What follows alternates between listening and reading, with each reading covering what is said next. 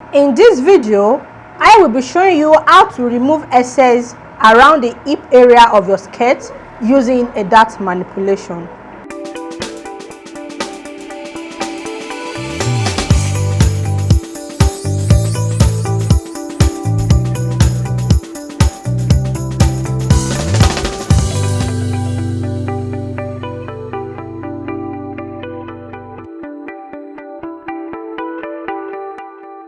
In removing excess around the hip area of a skirt pattern, I have my basic skirt pattern drafted. As you can see, this is for the front panel and this is for the back panel. So I will be working on the two panels in order to remove excess on the hip area, and I will start with the front panel.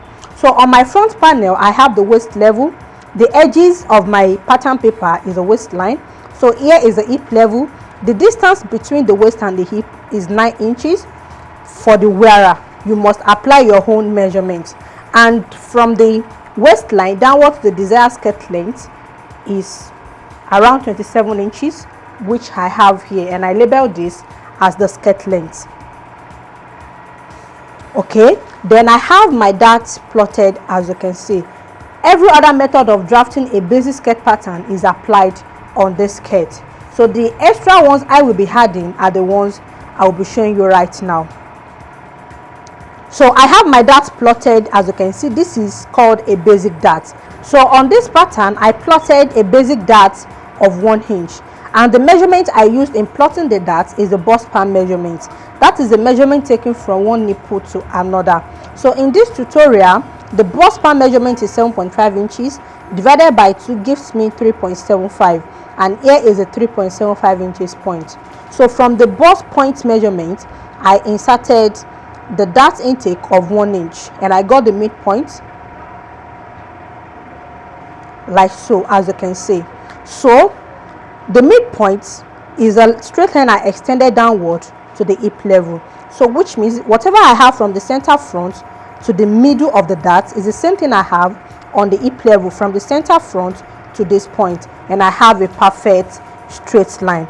And on both sides of the middle of the dart, I have half of an inch, so which I use in constructing my dart. And for the length of the dart, the basic measurement for the dart length for the front panel is 4.5 inches, while for the front is 5 inches. But in a case you have your hip level up to 9 inches, from 9 inches and above, you can extend your dart length to 5.5 inches. So this will also help in removing excess around the upper hip area. That excess you usually have on the hip area falls around the upper hip level. So for this reason, you can extend your dart length to 5.5 inches instead of 4.5 inches. The 4.5 inches is the standard value. So for the measurement I used here is 9 inches for the hip level. So for this reason, the dart length I used here is 5.5 inches. From the waist level to the point where the dart stops is 5.5 inches, and I constructed the dart. Now in removing excess from the hip area of your skirt, the first step is to increase your dart intake. The dart intake I used here is 1 inch, which I told you is standard. So you can increase this so that by the time your dart construction gets to the middle of your hip, that is the upper hip, what we have there will be up to 0.5 inches. What do I mean by this? Firstly, I will get the point of my upper hip level. The upper hip level is the midpoint between the waistline and the hip level. So I will take the measurement I have here. This is 9 inches. So definitely my upper hip level will be 4.5 inches. So that is how. If your hip level is 8 inches, then your upper hip level will be 4 inches. So it's just as simple as that. So I will mark this and make it a straight line, and I will label it as the upper hip level. Okay, so now you can see I have my upper hip level drawn out. So I will label it as the upper hip. So So that is the upper part of the hip level. So any excess you have will store on this area because this part is smaller than the hip level itself. So if you have excess at the upper part of your skirt, so this is where the excess usually stays. Now, looking at the dart intake I have on the upper hip points, I don't have up to half of an inch. So what I have here is just 0.25. So by the time I extend my dart intake to 2 inches, what I will be having for my dart intake on this area will be more than 0.25. So which will also help in removing the excess. So I will reconstruct my dart and use 2 inches instead of the basic 1 inch. So now I have my dart reconstructed. As you can see, I've used 2 inches as the dart intake. So with this, the excess I will be removing around this area, which is the upper hip level, will be more than the previous 1 inch dart intake. So now the next step is to construct the side.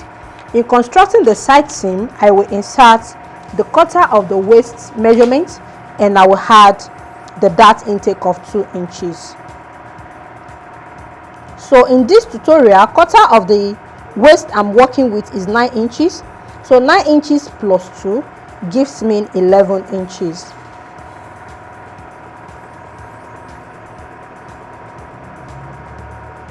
Then I have it here. So the next step is to connect from the waist point to the hip level. Now, when you are connecting from the waist to the hip, you need to make use of your hip curve ruler. The positioning of your hip curve ruler can also contribute to the excess you will be having at the upper hip level. What do I mean by this? If you use the most curvy part of your hip curve, it will create unnecessary excess around the upper part of the hip area. Look at this placement. What I used here on my ruler, this is 15 inches point downward. You can see that the type of curve I will have here will be different from connection from the 10 inches point downward, and it will also be different from 5 inches point downward. Now you may want to ask, what is the correct way of placing your hip curve ruler on the connection from the waist to the hip area? With the distance I have from the waist level to the hip level here, I don't need much curve. I will need to position my ruler in such a way that I have a smooth connection around the hip point. Look at what I'm having here. As you can see, if I want to connect now, my ruler does not go below the hip level. I don't know if you are getting my point. Before this can connect properly, it does not need to get below the hip level. I can pick it exactly on the hip level and connect straight to the waistline. Unlike if I use 10 inches, there is no how I will connect this with 10 inches on my ruler and this part will smooth. It will not smooth. I will need to smoothen this part up manually. So you need to go through your measurements. If the distance you have between your waist and your hip level is too much, like you have a very flat tummy and your hip, for example, let's say you have waist of 28 inches and your hip is up to 40 inches and above. If you want to connect your waist to your hip, make sure you use the upper part of your hip curve. The highest you can use is 5 inches. You can even bring it down to 3 inches. So with this, you will not have or create unnecessary excess around the hip area.